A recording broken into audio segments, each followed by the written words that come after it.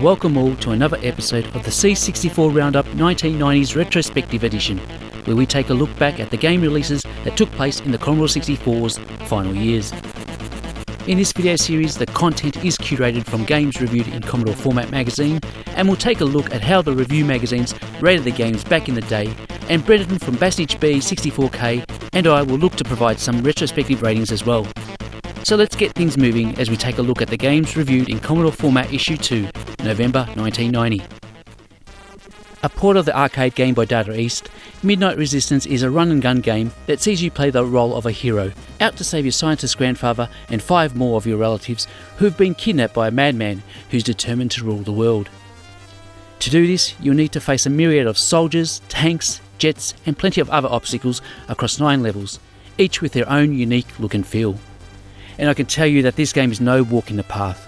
Expect to die a lot, as the amount of enemies coming your way is relentless, but the draw to have another go is quite strong, as with every play you do get along a little further. When eliminated, some enemies will drop red keys for you to collect. You can use these to purchase weapons and ammunition at the end of each level. This is quite a good element to the game, as there's quite a bit of variety to them, and you can pick and choose the method of your attack that you prefer best. I quite like the graphics overall, even though they get a bit glitchy in certain places, but the SID soundtrack is certainly a standout and fits the game very well. Another thing that I did appreciate is that the scroll orientation within the game is mixed up a bit, which lends itself to making the game feel much bigger. If I had to criticise the game in any way, then I can point to the somewhat floaty jump mechanics, and the shooting control system did take some getting used to. Despite this, there's no denying that Midnight Resistance is a wonderful arcade experience on the C64, and Bassage B agrees, citing it as a top-notch port.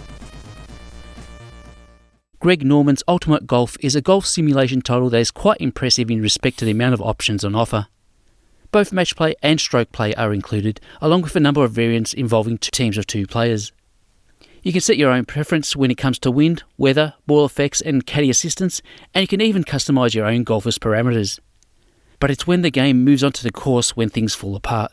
The 3D screen draw is painfully slow, and to make things worse, if you bring up some sort of information panel over the top, the screen redraws all over again. Want to change your club or your swing? Yep, it's redraw time. And this is really a shame, as the game plays a decent round of golf. Shot mechanics are straightforward, as you set the power and then press the button again to try and set the swing gauge dead centre for an accurate shot. Putting is as simple as setting the right amount of power, allowing you to pull off some impressive results. Ultimate Golf does have a lot going for it, and perhaps this is reflected in the scores from Commodore Format and Zap, but to me it ultimately fails due to its execution, and Bassage B is once again in agreement, as he appreciates the game has nice diverse options, but it's too slow and tedious to play. Nightbreed is a side-scrolling beat-em-up which sees you take on the role of Boone, a Nightbreed, which apparently is a race of shape-shifting beings older than man, as he fights his way down through Midian, fighting the rabbit members of the Sons of the Free out to destroy the ancient race. There is more to the game's backstory, but it's pure late 20th century schlock, so I'll refrain from going into it any further. You start off in the graveyards and you need to collect the 3 keys to Midian. The fighting action here feels clunky and primitive. It just involves repeating punches until the enemy dies. At times the enemy may drop a weapon for you to pick up and use, but I found this to be not so as effective for most part and just stuck with the punches. You work your way down underground and the game feels no different. Everything looks kind of cool graphically, but it just does not really all come together due to the nature of the hazards thrown your way. It just all feels too difficult and your player is not the most nimble to move around. Eventually you meet Baphomet, who will baptise you so that you can transform into Cabal for a short period of time. While you're playing as Cabal, you can withstand more enemy hits. You then make your way back up to the surface to free the breed, and then you're told that your girlfriend has been captured, so you need to go back down again to finish off the entity that has your girlfriend before going back up again. Opinions on the game were quite divided upon its original release, but perhaps Zap forgot that gameplay is what matters most. These days, reviewers appear to be more in sync, as Bassage B is impressed with the game's production values, but thinks that the game is way too hard overall. Wings of Fury is a horizontally scrolling shooter set over a number of World War II missions. The player needs to defeat the Japanese by destroying the enemy bunkers, guns and barracks on a series of islands and killing enemy soldiers either with bombs or by machine guns. The main challenge of the game is coming to terms with its controls. Safely taking off can be tricky initially, but once you understand the control mechanism, it becomes quite satisfying to see your plane shakily take off into the air on its journey to the nearby island. Once you get there, it's time to unleash the bombs, missiles and machine gun fire as you seek to wreak havoc on the enemy and their structures. It is all quite fun, to be honest, as everything feels well executed. You'll also need to engage in some dogfight battles in the sky. This doesn't feel as engaging as the enemy planes will often disappear off screen before you have a chance to engage with them. Player has a finite amount of fuel and munitions which can be replenished by returning to the carrier. When you've completed your mission, or if you need to refuel or resupply your munitions, then it's time for you to go back to your carrier. This is probably the most challenging part of the game, learning how to not crash into the aircraft carrier and ensure that your plane lands in a way that your arrestor hook attaches to the arrestor cables.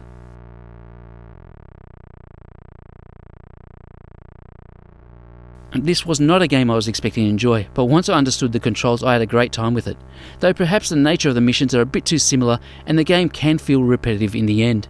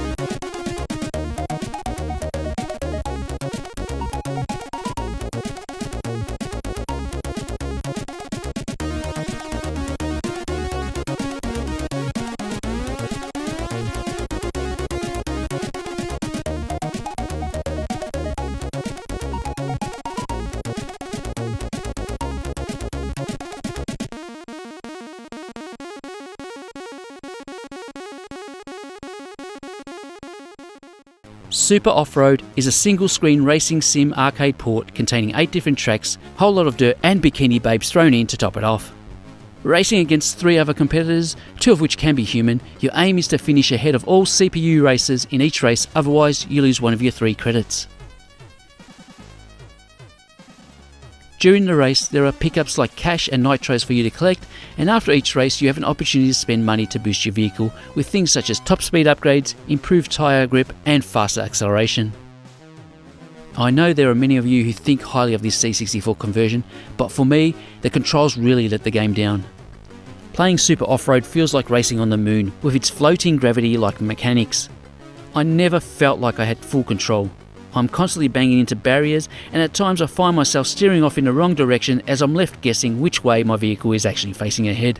And really that's a shame, as all other elements of the game do give the impression of a high quality arcade racer that is a lot of fun to play, especially in multiplayer mode. Just like the magazines back in the day were split on their views about the Super Off-Road, Bastidge B and I agreed to disagree, with Brendan thinking that the game is an excellent conversion which captures the look and feel of the arcade game perfectly. Tiebreak is a tennis simulator that is presented with a limited overhead view perspective. The game is quite extensive when it comes to gameplay options on offer. All different playing surfaces are available, and you have the option to play in all the Grand Slam tournaments and plus the Davis Cup. You can organise tournament competitions with your friends, play a round of doubles actions, and you even have the ability to select the different strength of the strings you use on your racket. The game is somewhat difficult to pick up and play despite you not needing to control your player's movement. Basically, to pull off a short shot, you move your joystick forward to swing the player's arm back and then release to take the shot. Hitting long balls is a little more tricky as you have to hold down the fire button while controlling your swings.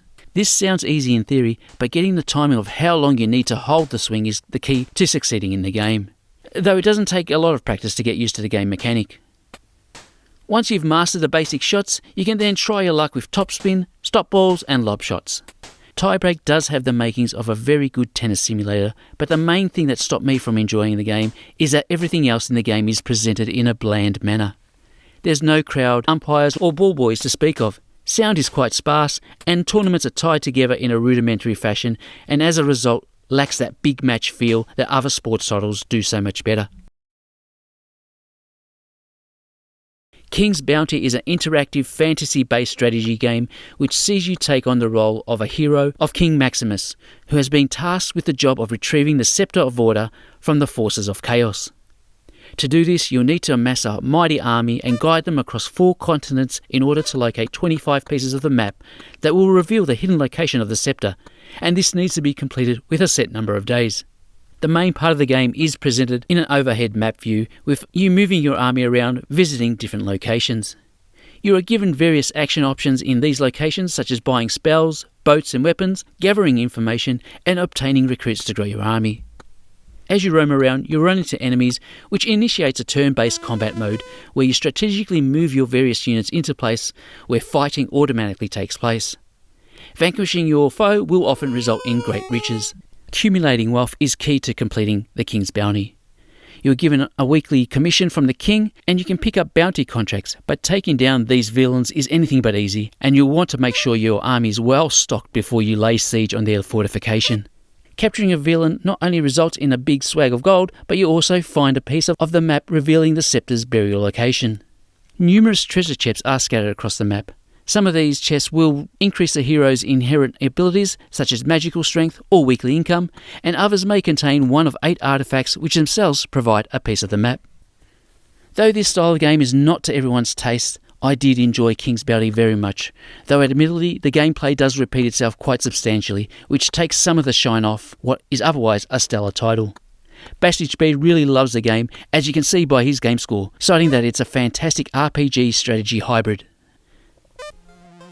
The Rick Dangerous franchise is built on the premise of if you don't at first succeed, then try and try again, and again and again. Rick Dangerous 2 continues the story of the original game, where Rick has to stop the fat guy with his plans to help an alien race take over and control the world. Just like the original, you'll need to solve positional puzzles and memorise booby-trap locations, often by trial and error, all while avoiding a whole swag of enemies. There are a few changes to the game mechanics within Rick Dangerous 2. Rick now has a punch attack and a laser gun, and he can use bombs strategically by sliding them into the correct location. And in some areas, he can employ a special flying vehicle that allows for faster movement. The first 4 levels of the game may be played in any order, which ensure you get to see a lot more of the game before you give up on it due to frustration. Completing these 4 levels unlocks the 5th and final level, which takes place at the Fat Guy's headquarters. The game is presented very well overall. It is quite pleasing to the eye, and the gameplay is initially quite fun despite its trial and error nature. But for me, this does start to wane after a couple of levels, and the whole thing starts to feel a bit tedious to the extent where I lost interest in trying to see the game through to the very end. I'm very happy to have played through quite a lot of Rick Dangerous 2 and enjoyed what I did get through, but I think the game designer just pushed the difficulty aspect just a little too far. And that is a wrap on the second episode of the RGN C64 Roundup 1990s Retrospective Edition. I hope you enjoyed taking a look back at some of the older C64 games that were released outside of the machine's heyday. I'd love to hear your thoughts and reflections on the games featured in this episode. Until next time, bye for now.